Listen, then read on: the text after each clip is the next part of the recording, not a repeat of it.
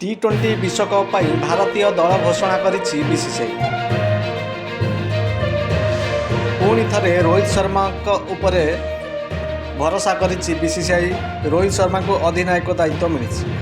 से भाई ऋषि पंत कमब्याक करथिला बेले संजू सैमसन को एथर टी20 वर्ल्ड कप रे देखा मिलिବ। सेहीपरि कुलचा जोड़ी कुलदीप यादव और चहल को एका सांगरे टी20 स्क्वाड रे रखा जायछि। सेपरि हार्दिक पांड्या को ऊपर दल भरोसा करछि, भाइस कैप्टेन भाव घोषणा करिछि।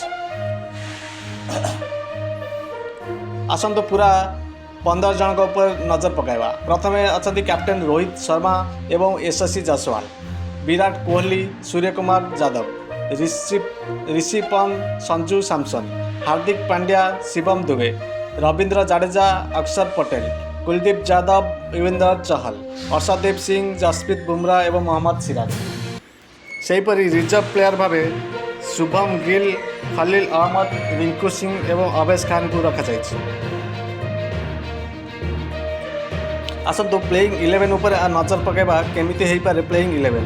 दर्शक बंधु, टॉप ऑर्डर अच्छा रोहित शर्मा, यशस्वी जायसवाल एवं विराट कोहली, यही 3 जन ही टॉप ऑर्डर खेलिबे।